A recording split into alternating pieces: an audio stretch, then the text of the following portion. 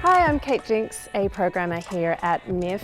I'm delighted to be speaking to the filmmakers behind The Meddler, which premiered as a world premiere at MIF this year. We've got directors Alex Roberts and Daniel Leclair speaking to us, as well as the editor Rodrigo Balart.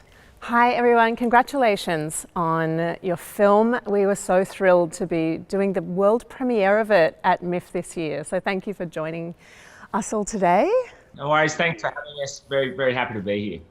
Well, there's so much to talk about this film, and I'm sure everyone who's just seen the film has so many burning questions, but I just wanted to start in a broader sense, how the project came together, how you came across Herman, how you became involved in his story. Well, that comes in two parts, I suppose.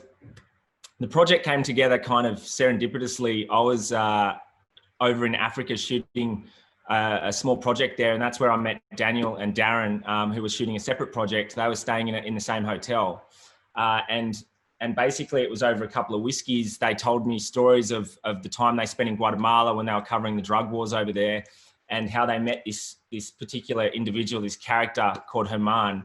And essentially the stories they told me were about this mechanic who would provide for his family by working as a mechanic during the day, and at night he would roam the streets in like a makeshift patrol car, filming crime scenes and giving up his, giving up that material without getting paid. Essentially painted this picture of an anti-hero that uses his camera as a weapon. And I suppose the stories they told me felt probably a little bit like a plot to like a fictional crime drama. It didn't seem like real life at all, but I was completely fascinated by this character. And kind of from there, the three of us decided to make a film, and we didn't really know what we were going to make at the time or how long it was going to be. I mean, we thought initially it could be a short film, and that project started around 7 or 8 years ago, and we finished it last year. So it was like an ongoing saga of events and trials and tribulations. But we eventually ended up with something we're really proud of. But I guess in terms of meeting Herman, that's Daniel's wheelhouse. I mean, that's his relationship, so I'll let him talk about that. Sure.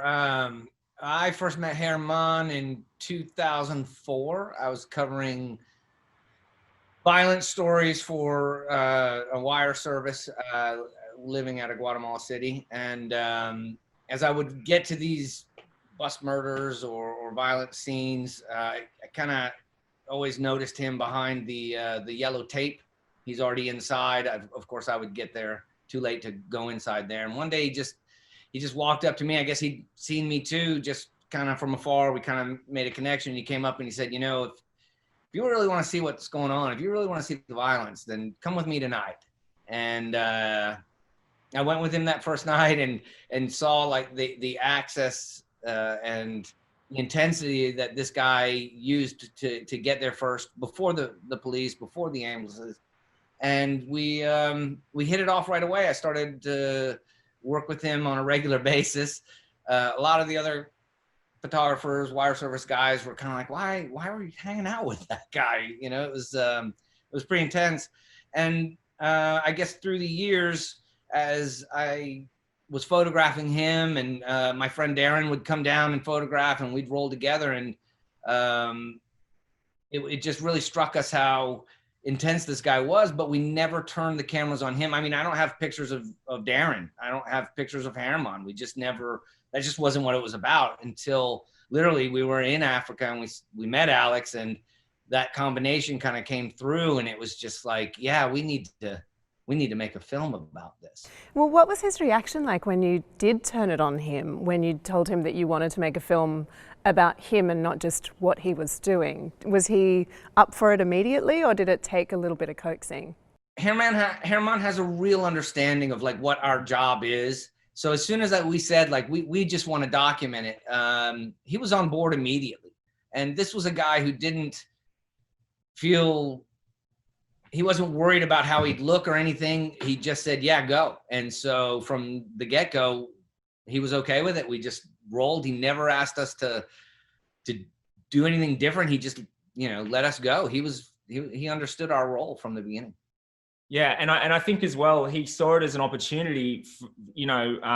to serve his cause as well, which was exposure, you know, like to highlight the issues that are going on in his country and in his world. I think he did see this as an opportunity to share this with a greater audience, you know, rather than just the people of Guatemala. So I, you know, I think he was, he kind of saw that he saw this as a valuable tool as well, as like we did, really. We just thought it was such an incredible story, looking at it through his perspective, and he saw it as a way to share what's going on in his world with a greater audience. Yeah, well, you said that it took 7 to 8 years to work on this film. That's the longest short film in history, I think. How many years did you spend shooting with him? Was it all those years, or did you kind of spend a bit of time with him and come out again, or how did you go about that shooting process?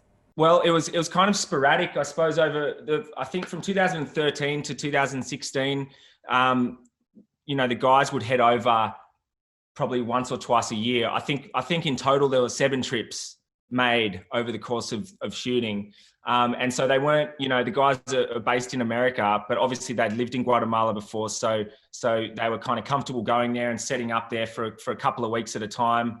And we would kind of base it around what was happening in his life at the time. I think, you know, some kind of extraordinary things started happening as time went on. We think, you know, a year passes and all of a sudden he's with a new wife and had a new baby. His father's been charged with this crime. And so as life unfolded, and the extraordinary things that happened in his life, we saw it as the times to go there and cover what was going on. And he was, you know, he was comfortable with us going and covering that. So I think the relationship between Dan and him and Darren and him gave us that kind of access, and that, you know, allowed us to really get personal with him. So obviously going to Nicaragua was a very personal thing for him, but he was okay with that.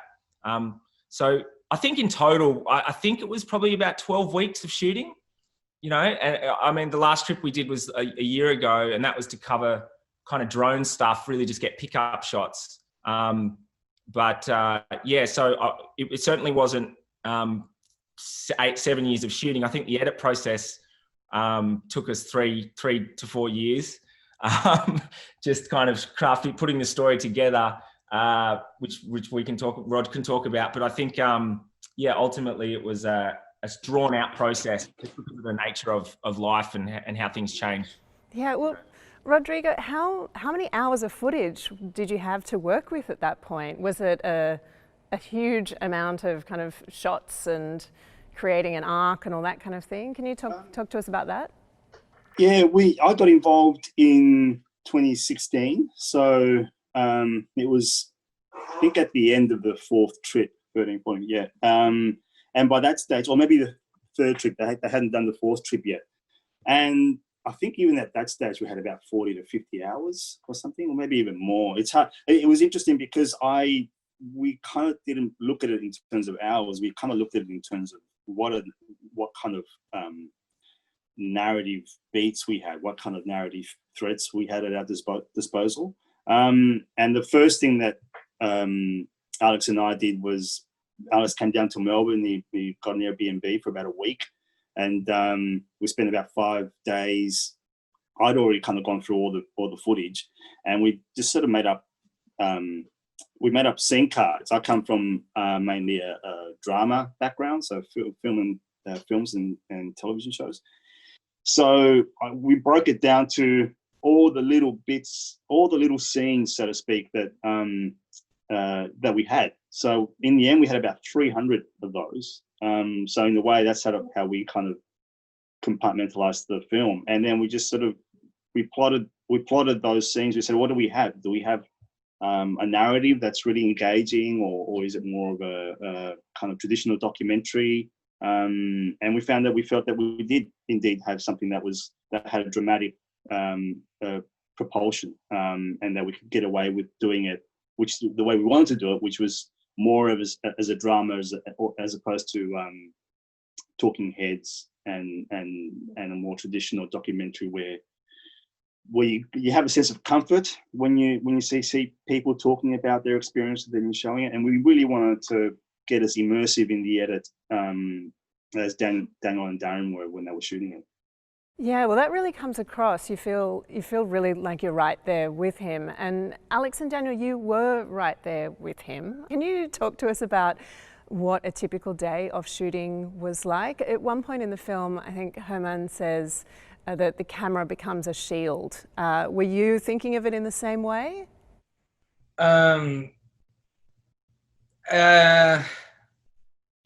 It wasn't a shield for me, but I could see that Herman felt that way. And the trust that I'd built with him over those years really came into play on that. You kind of got to go with his gut. He doesn't make mistakes in that area. So it's kind of like you put a lot of trust in this guy. He's going, 60 miles an hour down the wrong way on a one-way street, and there's nothing you can do. You can't make him stop or slow down or anything. You just have to go with it. So for me, it was just kind of going with that moment and keep rolling and hope for the best. Yeah. And there were moments there, like pretty hairy situations where Darren and Daniel, because just to clarify, I was actually not shooting the film. Darren and Daniel were over there filming. And I went on the last trip and met Herman, after 6 hours, spending 6 years editing his story, which was surreal in itself. But there were some hairy situations where, the guys had to kind of get out of there. I think, things kind of probably went a little bit too far in terms of, a dismembered body ending up on his driveway as a threat from a gang, for example. Some things happened when the guys were over there that felt like it was a little bit too risky, and so they made the call to get out of there. And I think that's as well was part of the reason it was kind of done sporadically. Things would probably get a little bit tense, and so time away. And Herman himself has taken time outside of the city, has left to let things cool down. And so the guys essentially were doing that for their own safety. So, when I went there, I took a drone with me and flew some drone stuff.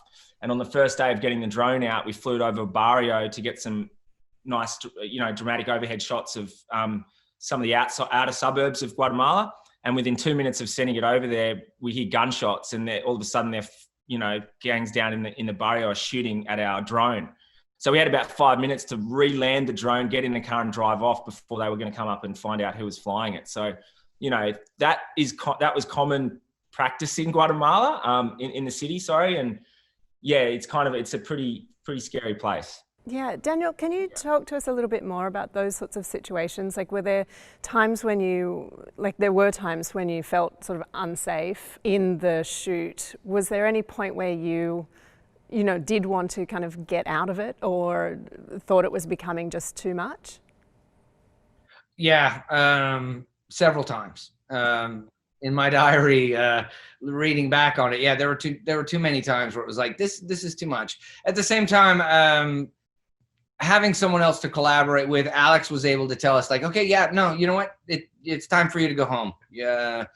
We're going to come back later. We're going to let this cool off. And so it was really good to have that kind of dynamic where it wasn't just us making that decision while we were there. Herman's never going to back down. He's never going to just walk away from this. But we needed to. Even he mentioned when they left a dismembered body in front of his house with a note, Herman's response was, "Oh, that's for the mayor." Well, the mayor doesn't live there. That we knew we had pushed it too far several times, and we had to pull back. We'd go away for a while, and then it was time to come back and keep going. Yeah, and I think one instance I remember clearly was when you were with Herman. Darren wasn't there at this point, but you were in the border, the Honduran border, for a week or so, kind of stuck at the border, and border towns are usually pretty scary in Central America. And you were saying that was a really dark moment for you. Yeah, there was at one point where they at the hotel, they were trying to convince Herman to use his truck to take Cuban migrants up through Mexico. And of course, my response was, I'm not going to be a part of a human trafficking situation. And they didn't like that much. I remember the guy, I was walking by, I was on the phone with my wife, and he said, come here. And I came over, and he pulled out a gun, put it on the table, and said, I just want you to see the gun that's going to kill you. And I remember walking away from that, and my wife saying, she heard that on the phone. She said, are you okay? And I just said, no, I'm not okay. And I just turned and walked out. And it was a few minutes later, Alex called me and he said, yeah, it's time to go. Yeah.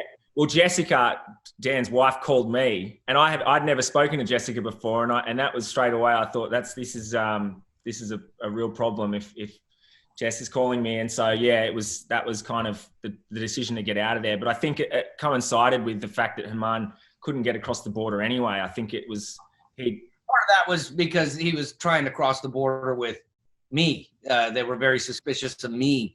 And I kind of felt at that time like, oh, well, he would have been able to get to Nicaragua and save his dad. And I was concerned that my presence might have obstructed that. Yeah, I wanted to talk to you about your presence with Herman. Did it affect the way he was shooting different things, or like was he kind of a little bit more performative than normal, maybe, if there was someone shooting him, or is he just always like that? No, he's always on. It didn't matter if we were there filming it or not. He was going to do what he was going to do, and if we didn't like it, then we could go home. But I never felt like he changed his attitude or his actions or anything. Again, this is a guy who asks people to open up after horrific experiences. And when the camera was turned back on him, he never hesitated one moment. He understood what our job was, and he let us do it. Yeah, it sounds like, I mean, as sort of filmmakers and with a documentary in particular, there's this drive to remain impartial about your subjects. It sounds like you didn't really have a choice here. Yeah, absolutely. As much as we were concerned about that while we were doing it, because I already knew Herman, I'd had many experiences with him. But at the same time, that kind of trust over a period of years made it to where he wasn't ever concerned at all with it. He just let it roll. And there were moments where I was ready to pack it up. If you do that again, I'm walking away from this. And he didn't care. So walk away. I don't care if you make this movie or not. I really don't. And the other element I think I'd add is that the dynamic of how this film was made is quite interesting, in that you've got Dan and Darren on the ground filming, very invested, on in danger a lot of the time. But Alex and I were cutting hundreds, thousands of kilometers away, never met Herman. So we were able to be quite objective with the material. And speaking to whether Herman, may have, what kind of person he was across the years of the footage that we had, there is no change in kind of his the way he approaches crime scenes or the way he approaches his work. He's an incredibly consistent man when it comes to that. Well, I guess what he sees as his calling in a way. Different wives, different babies, but always the same man, I guess. Yep.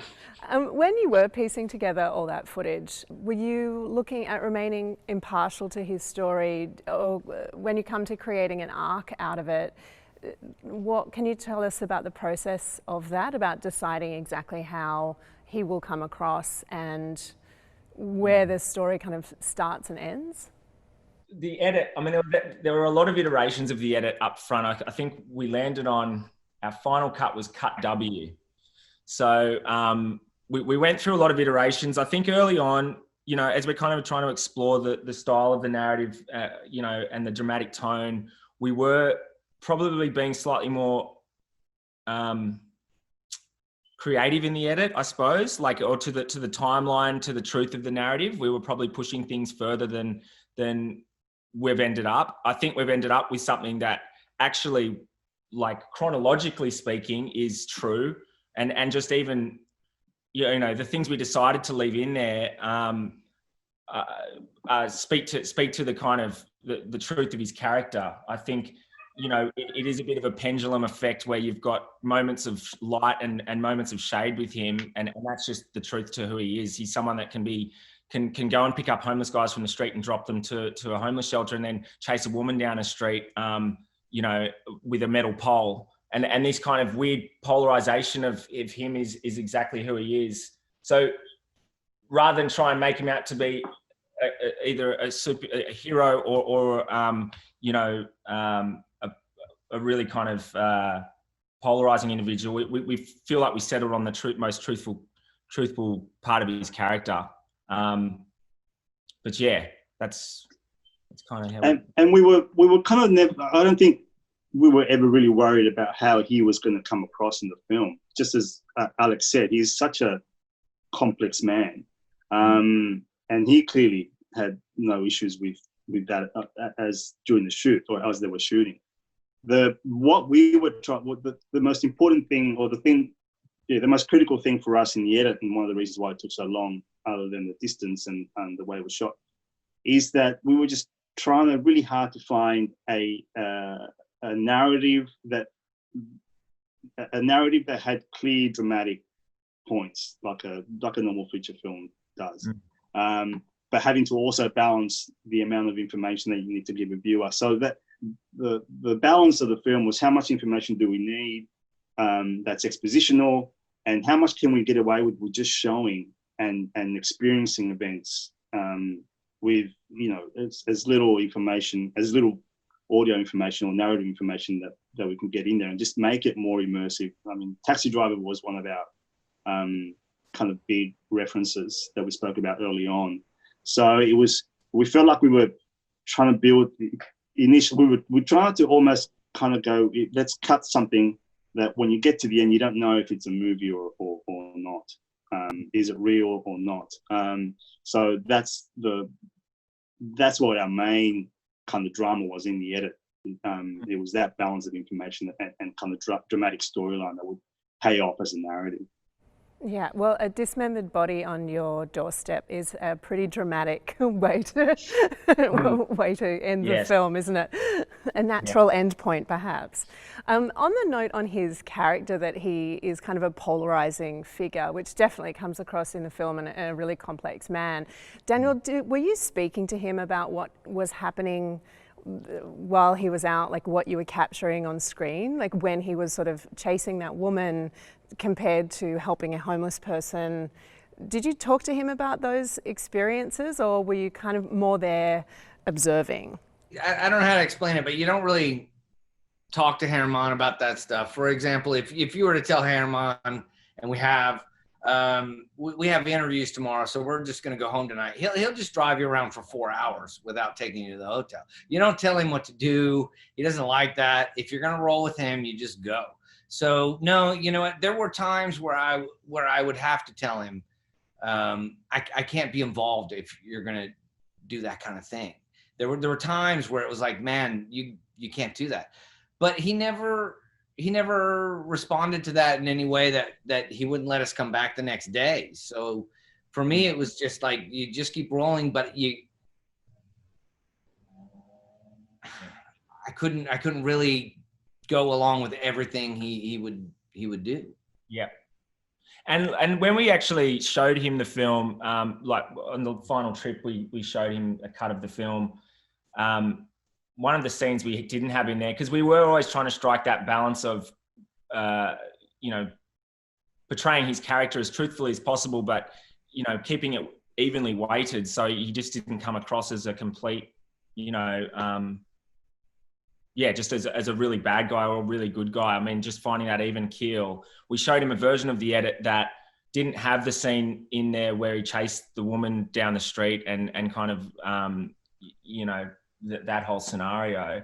And one of his questions after the film was like, where is that scene? I remember I remember seeing a version where that scene was in there. He was confused as to why that scene wasn't in there. Not because he didn't, not because he was worried about how he'd be portrayed in that scene. It was because it was a thing that happened, a truthful thing that happened. And he's curious as to why that thing that happened isn't in the movie. So I found that really interesting, that he's not so much worried about how he's portrayed in the film, because his perception of things is different than ours, you know? Like what is normal over there is, or perceived as normal, is far different than what is accepted here. So we found that quite interesting. I mean, his one comment, you know, he thought the film was okay, but what he would have preferred is a show reel of violent scenes, like just a sizzle reel of violence. You know, that's kind of what he was expecting. Just crime scene after crime scene. He knew how many the guys had been to. He knew what we had in the can in that sense, or at least had an idea of it. So he was like, why is it just not this, this, and this? Which is a lot of what the kind of not the rocket journalism is about, is just sensational violent scenarios. And we, you know, we had to explain to him that, you know, people aren't just going to want to go and watch. Like, if you want a greater audience, we need to put in things that aren't just that, and things that are more personal and more about you, because that makes it more interesting. And, you know, he almost didn't do the VO for us because of that reason, but then he came around. I think he saw the value in what we were trying to do. And so that was an interesting 2 weeks. But yeah. It's fascinating. I think if you want to see that, you would just be watching his own footage, really. It sounds like you can go to his YouTube channel to see that. Well, my last question, are you having a Guatemalan premiere? And how do you feel about that, about showing the film in Guatemala City?